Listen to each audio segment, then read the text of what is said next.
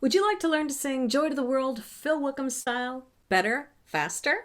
I got some great quick tips for you. Let's go! Phil Wickham's version of Joy to the World is one of the most popular songs used in churches today. But Joy to the World itself is a little difficult for people to sing. In the past, when most hymns were written, everybody assumed they were a singer, and they were all singing easily 2.5, 3 octaves. But we don't do that anymore. And we find these old songs hard.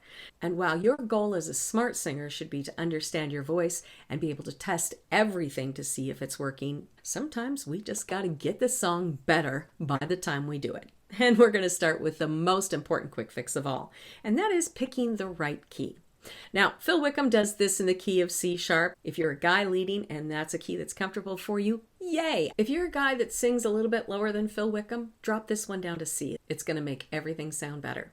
If you're a chick singer leading this one, you're going to want to put this in a sweet spot right around F or G. How do you know which one? Well, do you like to sing the high stuff? Pick G. Do you like to sing the low stuff? Pick F. Starting you in your sweet spot is going to make things that were hard before much easier to deal with. But chances are you're going to still have a couple issues. I got fixes for all of them. You choose whichever you need. The trouble spots in this song are, of course, the octave jumps. And heaven and nature sing, repeat, repeat the sounding joy. It's the octave jumps in the song where we have the problems. Now, if we put the song in a sweet spot for you key-wise, we've already reduced a lot of these problems. But whether you're a guy leading this or a girl leading this, the other members of your team are going to encounter problems in these areas too. So these fixes apply to everyone. Use them as needed. There's only a couple other difficult places, and this is really for whoever's doing backup on this song. And that is the little pre-chorus turn that he uses. We will sing, sing, sing, joy to the world. And that little echo they do. And wonders of his love, and wonders of his love. So we got fixes for all of those. Let's get to them. Your goal as a smart singer should always be to completely understand how your vocal anatomy works, to question everything, and to never take vocal advice unless you are given a way to prove it's true in your own voice. And even though these are quick fixes, they should also come with proof. Which of these fixes should you use? Pick one of the keys I suggested. Sing this loud as big as you possibly are going to do it in front of other people. And then identify which of these areas are uncomfortable to painful for you. Which ones do you not like? Which ones do you think, if that came out in front of people, I'm not going to be so happy about that. Those are the ones you're going to want to fix, okay? How are you going to know it's working? Because it's going to feel instantly easier. Not easy, wimpy, like, I'm going to sing like this, it'll feel easy. I mean easy, powerful. You'd be like, what? I can't, what? Really? That's the kind of easy we're looking for. All right? Want to know how to do that? Here we go. First, let's address the elephant in the joy to the world, which is the octave jump. Your voice can sing an octave jump and a whole lot more really seamlessly, really easily. The reason it's not is because you've learned some habits that are standing in the way of letting it go. What we're going to do is some specific quick fixes to kind of reduce the chance of those buggers getting in, okay? And mainly we're going to start with narrowing. Narrowing is not a magic tool in and of itself, but how we narrow, when we narrow, and if you know how to prove in your voice that it's being useful. Now, that's pretty good. Instead of thinking, heaven, we see the E and the A, and we go, heaven, that's part of our problem, right? So we're just going to narrow that. I want you to think of it phonetically like I've written it. Heaven, heaven, and heaven, and heaven. See how I didn't phonetically change the second one? If you fix the first part, the second part is not going to be a problem. Same thing with repeat, repeat. We're just going to think repeat, repeat. Repeat, repeat the sounding joy. Well, when you're practicing this, it's going to be like repeat, repeat, repeat, whatever. Make them sound the same. No one will hear the difference. Repeat, repeat the sounding joy. And wonders, wonders of his love. See that little swoosh that I put there? That's another quick tip too. Our voices do not work because of the vocal cords. The vocal cords do what they do because there are two giant groups of muscles behind them controlling all the action. Just like every other part of your body, your legs, your arms, almost all the functions in the body are run by muscle groups. Your voice is no different. Now, when we get those muscle groups enacted, if we stop them, disconnect them, and start again, it makes everything clunkier. Wonders, wonders. And when we stop, it opens a big doorway to other bad habits we have and different vocal obstacles that we have not gotten rid of and may not even know of yet to jump in and try to help us do something they have no part in helping with. So if we will slide those notes up, wonders, wonders, we are unleashing the vocal anatomy to do what it's meant to do. And by keeping that connected, we are closing the door to any of those other, quote, helpers getting in the way. Now let's dig into the few little cool things that Phil Wickham put into his version. If you've got a guy leading this one, and it's around the original key, you've got girls singing, "We will sing, sing, sing, joy to the world." The reason this one becomes difficult is because we've taught, especially in worship, all of our singers to sing with H. We've told our ladies that breathy is beautiful, and us girls, we like to be pretty, right? So we breathy everything together. Now, if I have one enemy that I warn all singers about, it is the evil letter H. And here's why. Vocal muscle needs to do its job to flex and to thin and to stretch and to do all the beautiful things it does so that the vocal folds can do their little wiggly, wiggly, wiggly things, so that the vocal cords can connect, so that the beautiful sound comes out. All of that happens because of the vocal muscle. But you put one tiny little baby little H in the middle and guess what happens? No sound. The H sound by function disconnects the vocal cords. It causes the vocal muscles to stop. They have to. When you go, there's no sound. If I could tell worship singers only one thing, is that if you feel instability in your voice sometimes and you have trouble getting power when you want to get power, H is your number one enemy.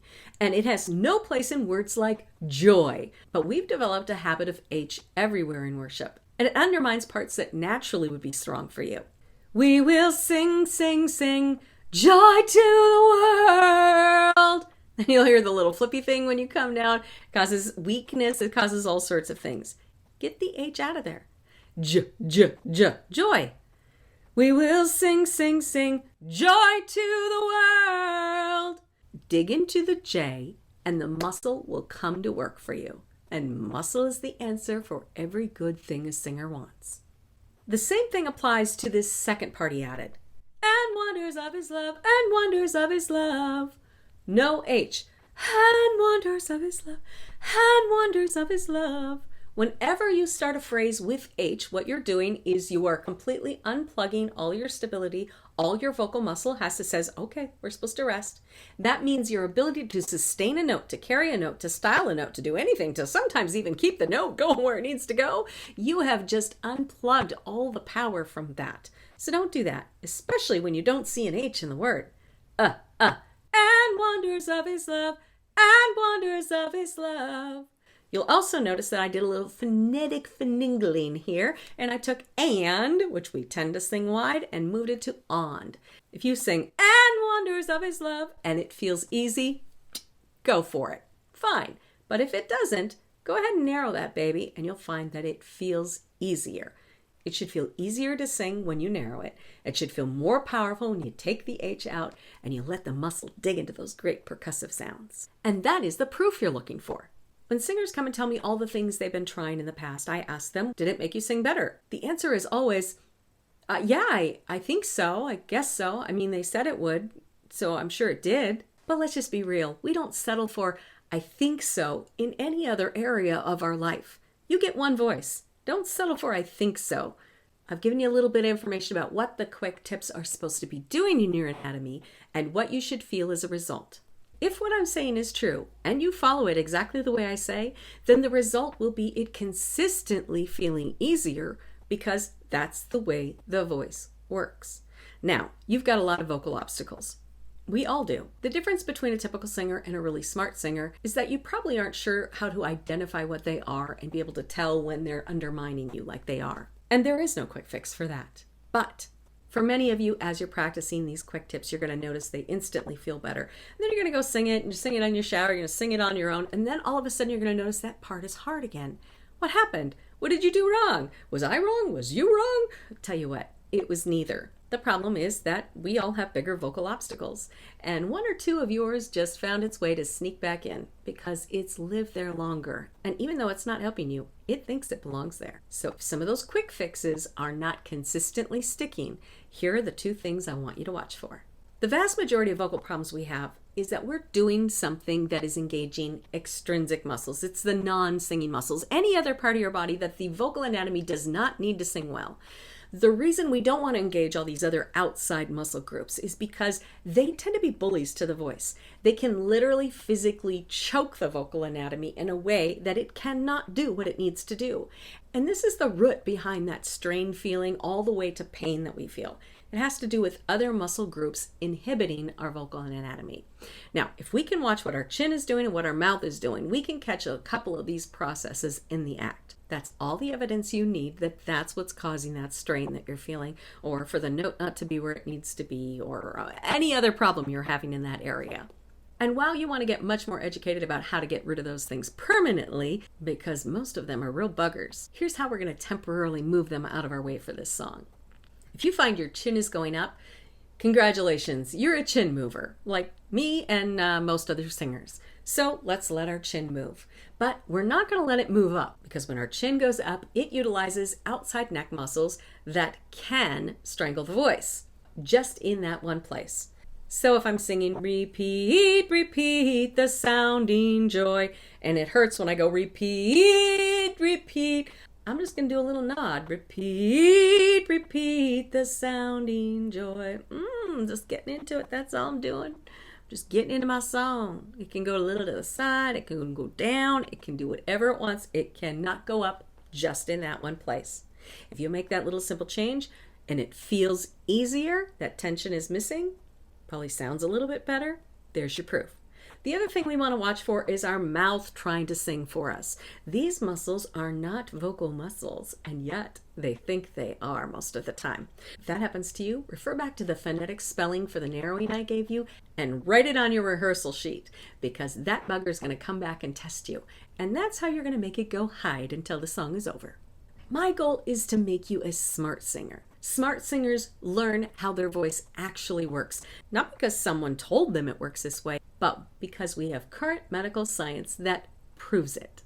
Smart singers question everything, because the worst and the most wrong vocal advice has been out there the longest. And smart singers never take singing advice without being given a way to prove it's true in their own voice. If you don't know how it's working and you can't prove that it's doing what your anatomy needs to do, while you learn more or find a better way to do it, get rid of it. Why? Because unlike musicians, you only get one voice. And trust me, nobody cares about it as much as you should. Enjoy the quick fixes. Let me know how it goes. Have a very Merry Christmas and get out there and sing.